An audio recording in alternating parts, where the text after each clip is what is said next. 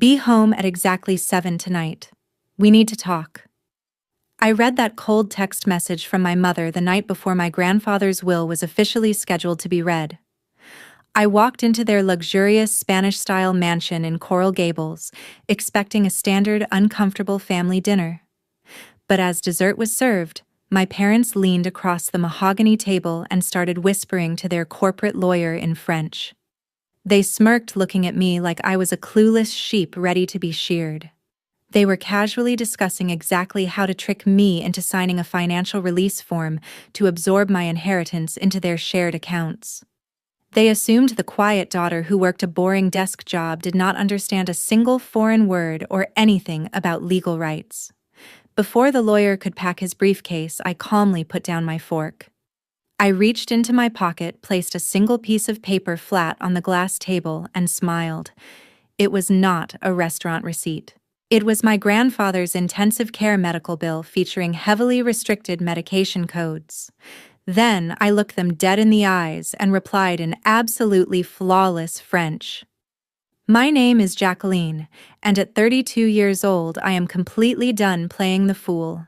I will gladly sign whatever authorization forms you want, right after the federal audit is completely finished. I stood up and walked out into the stormy Miami night, leaving them completely paralyzed in shock. They had absolutely no idea who was actually sitting at their dinner table. Before I continue this story and show you exactly how I dismantled their fake empire, let me know where you are watching from in the comments below. Hit like and subscribe if you have ever been secretly underestimated or financially manipulated by your own toxic family. Trust me, you will not want to miss how I turned their greedy inheritance trap into a spectacular federal crime scene. A blinding flash of lightning illuminated the flooded asphalt of Interstate 95. The torrential Miami thunderstorm battered the windshield of my worn-out sedan as I drove north, leaving the sprawling gated estates of Coral Gables entirely in the rearview mirror. I kept my hands steady on the leather steering wheel, navigating through the heavy sheets of rain without a single ounce of panic. The suffocating tension of the dining room was gone, replaced by the cold, sharp clarity of a highly trained professional stepping onto a battlefield. The heavy biometric deadbolt on my downtown loft door clicked open with a sharp mechanical thud. I stepped inside, tossing my soaked coat over the back of a chair. The apartment was deliberately devoid of cozy decorations or framed family photographs. Instead, the living area functioned as an impenetrable digital fortress. The low, continuous hum of high-capacity processing towers filled the room, a stark contrast to the thundering storm outside. My family truly believed I spent my days entering mundane data into spreadsheets for a mid-level logistics company. They viewed my modest living arrangement and cheap car as undeniable proof of my financial mediocrity. They were tragically mistaken. I sat down at the heavy oak desk and booted up my primary workstation. The official gold and blue seal of the United States Securities and Exchange Commission materialized across 3 massive monitors. As a senior financial investigator for the federal government, dissecting complex corporate fraud and building airtight indictments was my actual daily reality. The quiet operation against my own bloodline had not spontaneously started during dessert tonight. I had been silently gathering irrefutable evidence for over 12 weeks, beginning the exact day my grandfather passed away. He had dedicated 40 years of his life working as a ruthless, principled federal prosecutor.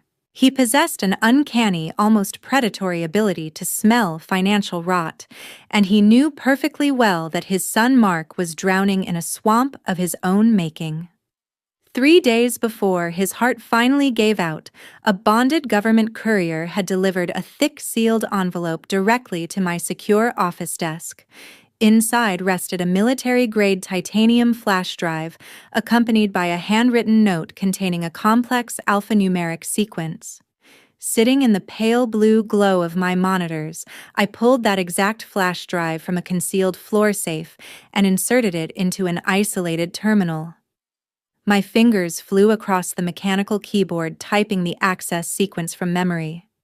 The decryption software hummed for a few agonizing seconds before the heavy firewall completely dissolved. My grandfather's private digital ledger populated the screen, laying bare the pristine, uncorrupted architecture of his legacy. I bypassed his standard banking records and opened a highly restricted directory labeled with my initials. There, staring back at me in undeniable high definition, was the digitized, officially notarized original copy of his last will and testament. The legal terminology was incredibly dense, drafted by a veteran prosecutor who knew exactly how to seal every potential loophole. The document explicitly established a $12 million independent trust fund, entirely in my name, permanently shielded from any external asset management or familial interference. However, the most devastating paragraph was located at the bottom of the fourth page. My grandfather had drafted an ironclad exclusionary clause that permanently and explicitly disinherited Mark. The document cited severe concerns regarding my father's reckless investment history and total lack of fiduciary responsibility. Legally, Mark was entitled to absolutely nothing. The puzzle pieces of the evening clicked together with terrifying precision. Under Florida inheritance law, Mark and Donna could not simply drain a protected trust fund because the banking institutions required my direct notarized signature to authorize any capital transfer.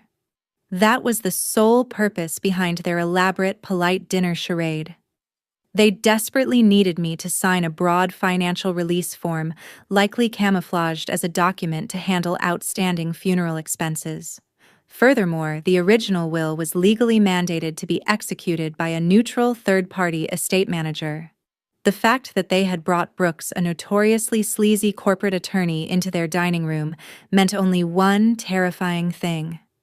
Brooks had actively agreed to suppress this original binding document and draft a fraudulent codicil to bypass the strict stipulations. They were no longer just arrogant parents trying to manipulate their daughter out of a few dollars. By actively conspiring to forge a federal inheritance document and attempting to defraud a protected trust, my parents and their lawyer had officially crossed the line into felony wire fraud and criminal conspiracy. I leaned back in my ergonomic chair, taking a slow sip of cold water. The trap was perfectly set, and they had willingly walked right into the jaws of a federal investigator. The sharp hiss of the espresso machine pierced the absolute silence of the pre-dawn hours. Harsh artificial light from a sprawling array of financial charts cast long shadows across my living room, illuminating the sheer magnitude of the investigation. I took a slow sip of the scalding black coffee, my eyes tracking a complex web of wire transfers that branched out like toxic veins across the dual monitors. Relying on the impeccable foundation of evidence left behind by the former prosecutor, I initiated a deep-dive forensic trace into the primary checking accounts registered to my parents. The sophisticated aristocratic illusion they projected at the country club began to disintegrate line by line. It was not a string of foolish commercial real estate ventures or a tragic downturn in the stock market that had drained their coffers. That was simply the polite, socially acceptable lie they fed to their wealthy neighbors to maintain their prestigious image. The underlying reality was substantially darker and highly illegal. The digital data trail invariably led straight to my older brother Timothy. The undisputed golden boy of our lineage had spent the last decade parading around the state as a visionary entrepreneur, driving imported sports cars and wearing custom-tailored suits. According to the state registry, my father and brother had co-founded a supposedly cutting-edge health technology startup based in downtown Miami. I bypassed the company's glossy public website and cracked directly into their internal corporate ledgers. The balance sheets were completely hollow. There was absolutely no research and development budget, no legitimate payroll for engineers, and zero tangible products being manufactured. Instead, the entity functioned exclusively as a highly sophisticated wash plant. They were actively generating phantom invoices for non-existent medical equipment, deliberately commingling those fake revenues with illicit offshore capital. Timothy and Mark had turned our family name into a premier money laundering node for an unregistered predatory hedge fund operating out of a dark tower in New York City. They were washing dirty syndicate money, taking a generous percentage off the top to fund their extravagant Coral Gables lifestyle and routing the clean capital back to Manhattan. It was a highly lucrative criminal enterprise right up until the system catastrophically failed. I cross-referenced the dates of their most recent failed transactions with internal agency memos stored on my secure server. A bitter, ironic smile touched my lips as the missing puzzle piece snapped into place.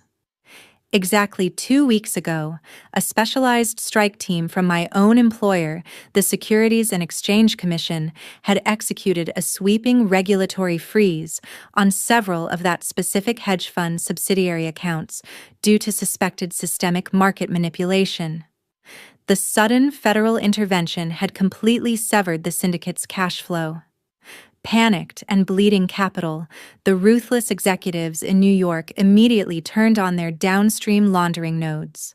My brother's fake startup was instantly starved of liquidity. The hedge fund did not care about the federal investigation. They only cared about recovering their capital. They had issued a brutal, uncompromising margin call directly to my father. The glowing red figures on my screen displayed the exact ultimatum. The syndicate was demanding immediate repayment of $3,200,000 in liquid cash.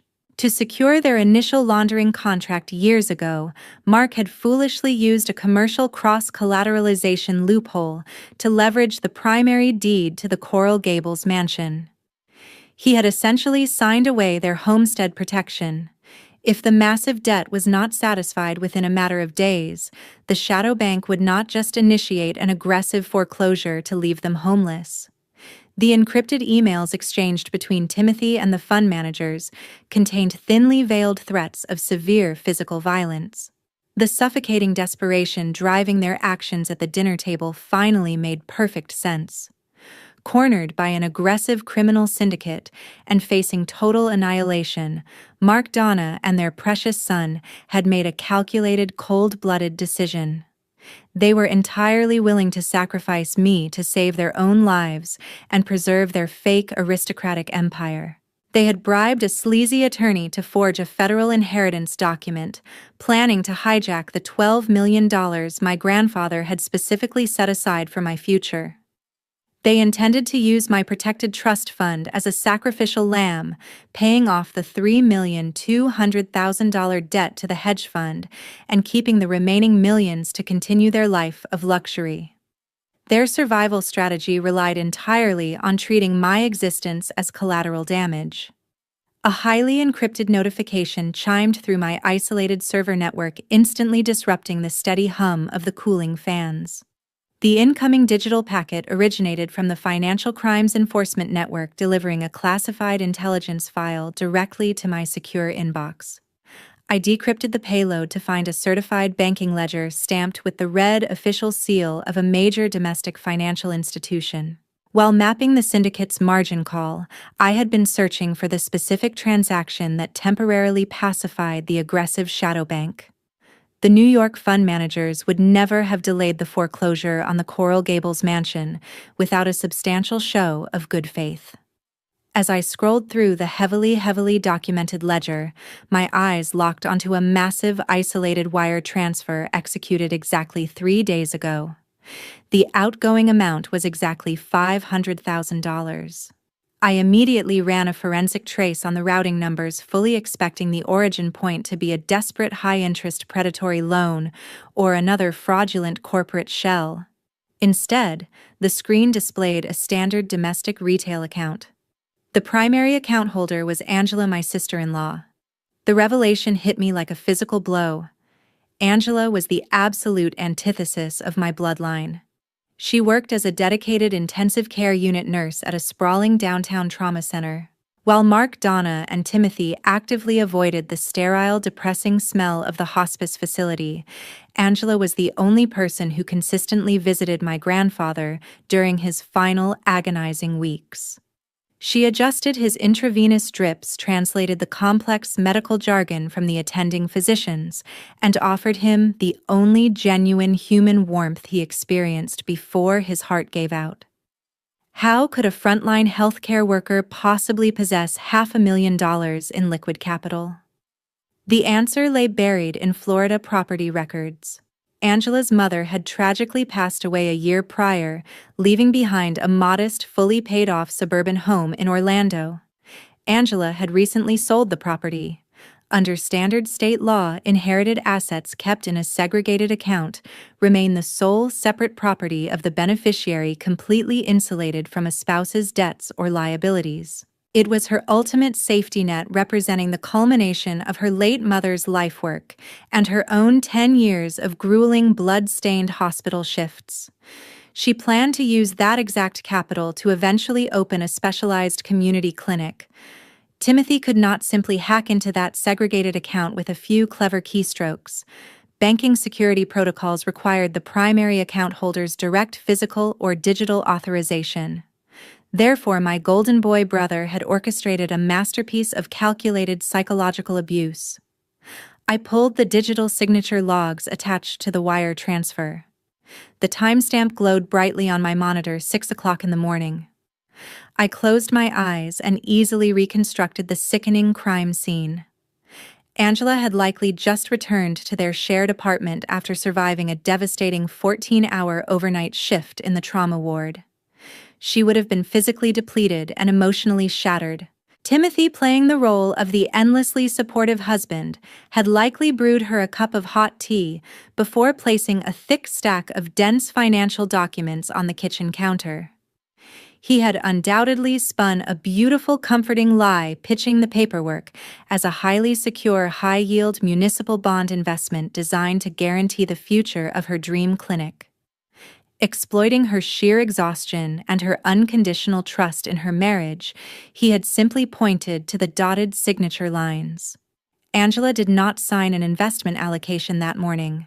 She unknowingly signed an irrevocable wire transfer protocol. The absolute second her pen left the paper, Timothy drained her entire maternal inheritance, funneling the $500,000 straight into his hollow corporate wash plant. Within 60 seconds, those funds were routed directly to the ruthless hedge fund in New York to temporarily cover his catastrophic laundering deficit. Timothy literally fed his wife's entire future into a financial incinerator just to buy his parents a few more weeks of breathing room. The clinical detached demeanor required for my federal occupation completely vanished in an instant. The sheer predatory depravity of his actions made the blood roar in my ears. He had financially gutted the most vulnerable, hardworking person in our orbit without a single ounce of hesitation. I clenched my fists tight enough to drive my fingernails painfully into my palms. My mission was no longer merely about securing my grandfather's trust fund or executing a standard federal sting operation. It had just transformed into a deeply personal crusade to utterly obliterate Timothy and deliver absolute, unyielding justice for the only innocent soul trapped inside their toxic web. The heavy glass doors of the Claude Pepper Federal Building slid apart, admitting a rush of humid Miami morning air into the sterile, heavily guarded lobby. I placed my leather briefcase onto the conveyor belt of the security checkpoint, watching the X-ray monitor illuminate the dense stacks of printed ledgers and the encrypted hard drive resting securely inside.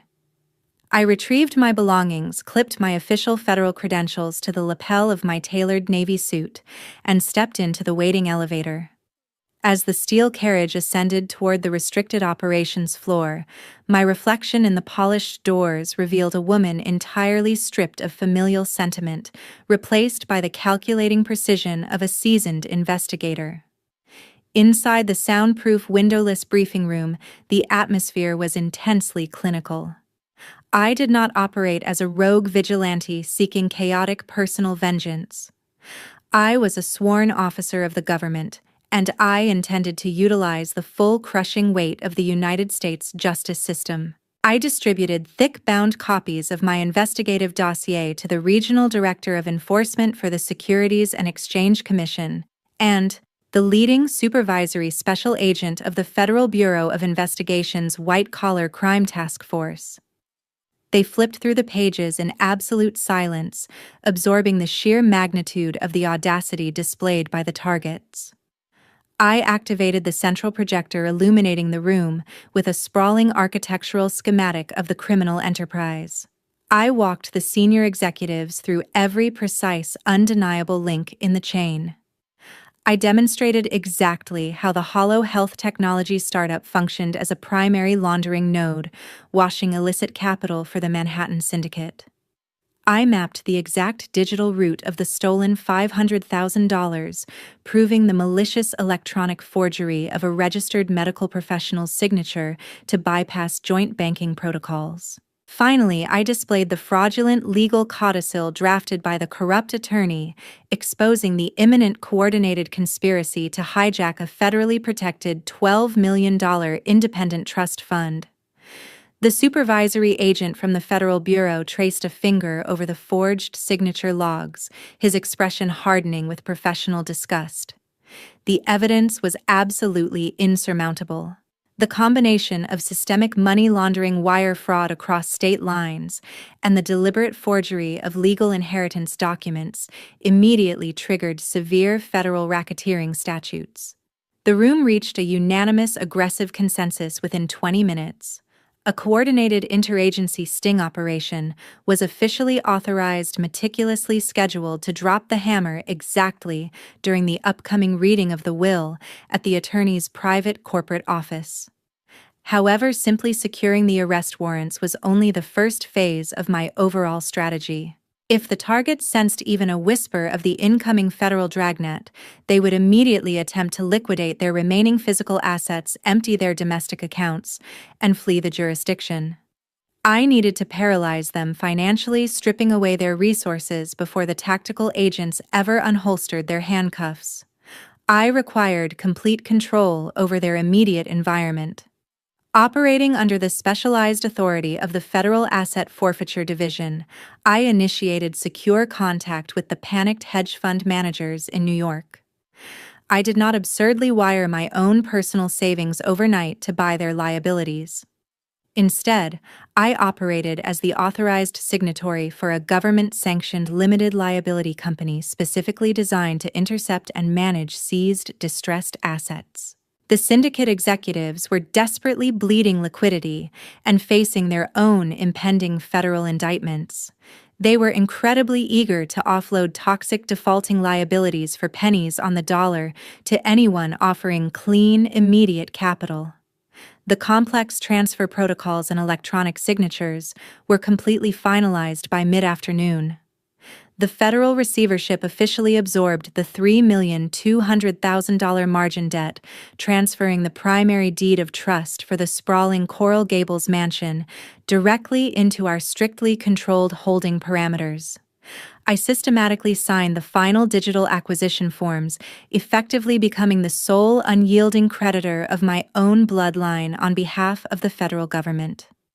Every possible financial escape route was now legally barricaded. The invisible snare was perfectly tightened, waiting silently in the dark for the prey to take their final arrogant step into the trap. The blinding Florida sunlight reflected sharply off the polished brass plaque bolted to the exterior facade of the boutique law firm in downtown Miami. Inside the heavily air-conditioned, soundproof glass boardroom, the atmosphere was suffocatingly thick with unearned arrogance. My parents, Mark and Donna, sat perfectly upright in their expensive tailored clothing, projecting the absolute confidence of predators who believed they had successfully cornered their prey. Timothy lounged in the plush leather chair beside them, adjusting the cuffs of his custom suit with a smug, self-satisfied smirk. Angela sat quietly at the far end of the long mahogany table, her eyes dark with exhaustion from her hospital shifts, yet she still managed to offer me a gentle, supportive nod as I took my seat. Brooks, the architect of their impending legal doom, cleared his throat to command the room's attention. He adjusted his expensive silk tie, opened his leather portfolio, and began reading the fraudulent codicil with practiced theatrical solemnity. He recited the dense legal jargon, flawlessly painting a beautiful, entirely fabricated narrative in which my grandfather supposedly realized the importance of unified family wealth management just days before his passing. According to Brooks's smooth baritone voice, the $12 million independent trust was to be immediately dissolved and absorbed into a central holding account managed exclusively by my father. When he finished reading the manufactured lies, Brooks pulled a single sheet of paper from the back of the portfolio. He slid the document across the polished wood, stopping it directly in front of me alongside a heavy gold fountain pen. "This is simply a standard fiduciary authorization," Brooks explained, offering a warm, reassuring smile that did not quite reach his cold eyes. "It essentially allows your father to handle the complex tax burdens and administrative headaches of the estate on your behalf. All we need is your signature on the bottom line." Donna leaned forward, resting her diamond-ringed hand on the table. "It is for the best, sweetheart," she murmured, her voice dripping with weaponized maternal affection. "We are going to manage everything together exactly the way your grandfather truly wanted." They stared at me with bated breath, entirely convinced that the quiet, unassuming daughter would obediently pick up the pen and sign away her entire future. There were no dramatic sighs, no hysterical accusations, and absolutely no theatrical digital presentations. I did not raise my voice. I simply raised my hand and calmly pushed the fraudulent authorization document away, letting it slide uselessly out of my reach. The smug smiles around the table instantly faltered. Timothy let out a soft, irritated scoff, clearly annoyed that his massive payout was being delayed by a few insignificant seconds. I reached down into my leather briefcase resting on the carpeted floor. I bypassed the standard manila folders and pulled out a thick-bound stack of official federal documents. The bright blue seal of the United States government was stamped aggressively across the heavy cover page. I placed the stack onto the mahogany table with a sharp, resounding thud that echoed through the quiet glass room. It was an official federal grand jury subpoena.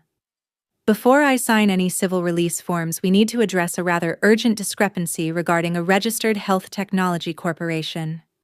I stated, my voice echoing with absolute icy authority. I kept my eyes locked entirely on Brooks as I recited the 9-digit federal employer identification number of Timothy's shell company perfectly from memory. I followed it immediately by stating the exact staggering dollar amounts of illicit capital that had been actively washed through their corporate accounts for the notorious New York hedge fund over the past 2 fiscal years. The transformation in the room was instantaneous and utterly catastrophic. Mark and Donna simply stared in confused, paralyzed shock, their brains struggling to comprehend how their ignorant daughter possessed such highly classified corporate data. But Brooks understood exactly what was happening. As a practicing attorney, he recognized the terrifying, undeniable reality of a federal subpoena and the specific enforcement codes printed on the cover. The healthy, arrogant color completely drained from Brooks's face, leaving his skin a sickly ashen gray. His eyes darted frantically from the federal seal on the documents to my perfectly composed expression. He suddenly realized he was not sitting in a room with a gullible clerical worker. He was trapped in a soundproof glass box with a senior financial investigator for the Securities and Exchange Commission, and he had just actively participated in a conspiracy to commit felony wire fraud and inheritance forgery right in front of her. "You have actively facilitated the forgery of a federal inheritance document." I continued, my tone dropping to a lethal conversational volume. "You knowingly engaged in a criminal conspiracy to defraud an independent trust in order to mask an ongoing syndicate money laundering operation. Under Title 18 of the United States Code, you are no longer acting as legal counsel. You are an unindicted co-conspirator." Brooks opened his mouth, but his vocal cords completely failed him. A visible bead of sweat formed at his temple, rolling slowly down the side of his pale face. The heavy gold pen he had offered me slipped from his trembling fingers, clattering loudly against the wooden table. The absolute silence that followed was not the quiet of a peaceful morning. It was the breathless, suffocating vacuum of an empire, mere seconds before its total, irreversible collapse. The heavy, suffocating vacuum inside the glass boardroom shattered the moment Timothy finally comprehended the magnitude of his impending ruin. His polished, arrogant facade violently collapsed, leaving behind nothing but the frantic desperation of a cornered coward. This is completely insane." He stammered, his voice cracking into a pathetic, high-pitched wheeze that stripped away every ounce of his fabricated authority. He lunged forward across the table, his arms flailing desperately as he attempted to snatch the federal dossier right out of my hands. In his frantic, uncoordinated panic, his elbow clipped a tall crystal water glass. It tipped over, shattering against the polished mahogany and sending a wave of ice water cascading across the expensive wooden surface. I did not flinch. I did not even grant my older brother the dignity of a single glance or a verbal reprimand. I simply let him scramble against the overwhelming weight of his own consequences. Instead, I calmly reached back into my leather briefcase and retrieved a separate, remarkably thin manila envelope. I bypassed the spreading puddle of water, ignoring Mark and Donna's horrified expressions, and slid the sealed packet directly down the length of the table toward the far end. It stopped perfectly in front of Angela. The exhausted intensive care unit nurse stared at the envelope for a long, agonizing moment before her trembling fingers reached out to break the seal. She pulled out the single sheet of paper resting inside. It was the certified financial ledger exposing the irrevocable wire transfer. The document boldly displayed her own name alongside the exact sum of $500,000 funneled directly into her husband's fraudulent corporate wash plant. I watched her hands intently. They were not draped in heavy diamonds like my mother's, nor were they perfectly manicured to project a life of idle luxury. They were rough, etched with the chronic redness and thick calluses earned from years of aggressively scrubbing sterile medical equipment and fighting tirelessly to keep complete strangers alive in a chaotic trauma ward. Right now, those honorable, hard-working hands were shaking so violently that the thick paper rattled loudly in the otherwise silent room. There was no theatrical screaming. She did not flip her leather chair, hurl bitter insults, or attempt to physically attack the man sitting just a few feet away from her. The betrayal was far too profound, too fundamentally world-altering for loud, empty dramatics. I witnessed her process the raw, unadulterated trauma of realizing that the man she had slept next to for an entire decade viewed her as nothing more than a disposable, unwitting bank account. Her profound grief rapidly mutated into a state of absolute chilling psychological shock. The color drained completely from her face as the horrific reality of the timeline finally crystallized in her mind. Angela slowly lifted her head. Her eyes, already heavily shadowed by chronic sleep deprivation, were now rimmed with a piercing, devastated red. She looked directly at the man who had solemnly promised to protect and cherish her, staring right through his expensive custom suit to the rotting parasitic core underneath. When she finally spoke, her voice was barely above a whisper, yet it possessed a lethal, devastating gravity that seemed to instantly drop the temperature in the room by 10 degrees. "Did you trick me into signing that authorization paper on the exact anniversary of my mother's passing?" The specific detail hung in the air, a testament to a cruelty so deep it defied basic human comprehension. Timothy's jaw hung slack. He opened his mouth, his eyes darting wildly around the room as he desperately searched for a charismatic lie, a clever manipulation, or even a pathetic excuse to justify his unspeakable depravity. But confronted with the irrefutable federal evidence and the hollow, dead stare of the woman he had completely destroyed, his silver tongue failed him. He remained entirely, shamefully silent. His inability to speak was the loudest, most damning confession possible. Angela did not demand an apology she knew she would never receive, nor did she wait for an explanation that would only consist of more toxic lies. She took a slow, deep, shuddering breath, physically stabilizing her trembling shoulders. With meticulous, deliberate movements, she reached over to her left hand. She grasped the platinum wedding band resting on her ring finger, a heavy metallic symbol of 10 years of stolen youth, manipulated trust, and trampled devotion. She slid the ring over her knuckle and placed it gently onto the wet mahogany table. The soft clink of the jewelry hitting the wood sounded like a final gavel strike in a courtroom.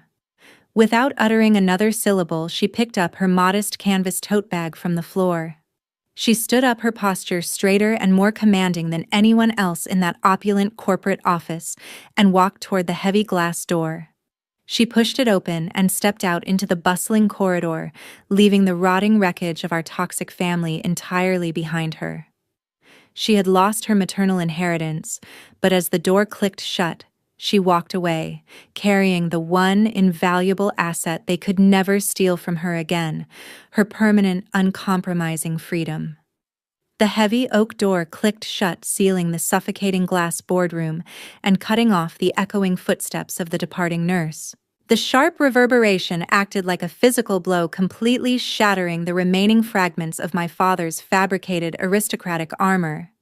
The imposing, untouchable patriarch of Coral Gables was entirely gone. Mark slumped forward in his expensive ergonomic chair, his hands trembling violently as he stared at the empty space at the end of the mahogany table. The sheer terror of his impending ruin finally eclipsed his massive ego. He looked up at me, his eyes wide and bloodshot, desperately attempting to construct a last-minute negotiation, while fundamentally misunderstanding the reality of his situation. "We can fix this, Jacqueline," he stammered, his voice stripped of its usual booming authority. "We do not need to involve the federal authorities. We can split the trust fund right now. You take $6 million and we keep the rest. We can make all of these documents disappear. We are blood. We are family." I offered him a slow, chillingly vacant smile. "You do not possess a single dollar to negotiate with," I replied softly. I reached into my briefcase and placed the final document onto the table. It was the absolute foreclosure decree. As the authorized representative of the federal receivership, I officially executed the seizure of your $3,200,000 margin debt yesterday afternoon. The Coral Gables property no longer belongs to you. You are completely bankrupt, and I am not here to negotiate a settlement. I am here to deliver your verdict. Before Mark could even process the absolute loss of his precious mansion, the heavy glass doors to the boardroom violently swung open. The orchestrated federal sting operation commenced with terrifying precision. 4 imposing tactical agents from the Federal Bureau of Investigation strode into the room.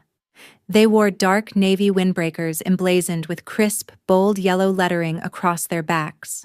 They moved with coordinated lethal efficiency, immediately securing the perimeter. The lead supervisory agent unclipped his gold badge, holding it high, while simultaneously drawing a heavy pair of steel handcuffs from his tactical belt. "Mark Timothy and Arthur Brooks," the agent announced, his voice booming with absolute authority as he read from the official federal warrants. "You are under arrest for conspiracy to commit wire fraud, money laundering, and the forgery of federal inheritance documents." The metallic clinical click of the handcuffs snapping tightly around their wrists echoed loudly in the confined space. Timothy openly wept, his golden boy illusion shattered, while Brooks stared blankly at the carpet, realizing his lucrative legal career had just ended in a federal penitentiary. Donna collapsed completely onto the floor, her agonizing, hysterical wails filling the room as she watched her husband and son being physically dragged toward the waiting elevators. I did not offer them a single glance of pity. I packed my leather briefcase, stepped around my mother's sobbing form, and walked out of the building. Stepping through the main lobby doors, the harsh, salty Miami sea breeze hit my face. It was the purest, most intoxicating breath of air I had ever experienced. There would be absolutely no forgiveness, no tearful family reunions, and no hollow reconciliations. The rotting, toxic branch of my family tree had been entirely severed. Justice moved swiftly through the federal courts over the following weeks. Stripped of their stolen wealth and facing a mountain of insurmountable forensic evidence, the greedy men who tried to sell my future accepted plea deals facing 15 years behind bars. Donna was left completely destitute, forced to rely on public assistance. Meanwhile, navigating the legitimate federal victim compensation funds, I successfully helped Angela recover her stolen savings. Just yesterday, I stood proudly beside her as she cut the bright red ribbon to officially open her own independent community trauma clinic. She had survived the wreckage and built an empire of healing. The profound lesson embedded within this tragedy extends far beyond a simple narrative of financial retribution. This story forces audiences to confront a highly uncomfortable truth. Toxic manipulation often hides behind the sacred veil of family and bloodline. The antagonists in this scenario did not view their daughter as a human being, but rather as an expendable financial resource to maintain their superficial social status. Viewers consistently point out that Jacqueline's ultimate victory was not achieved through emotional outbursts, but through meticulous education, financial literacy, and the establishment of unbreakable boundaries. The most valuable takeaway is the absolute necessity of self-reliance. When individuals educate themselves on financial and legal systems, they completely strip abusers of their primary weapons. True freedom is never granted by those who seek to control you. It must be seized through quiet preparation and unyielding courage. We must normalize walking away from toxic relatives without an ounce of guilt, replacing those destructive environments with chosen families, genuine respect, and authentic living values.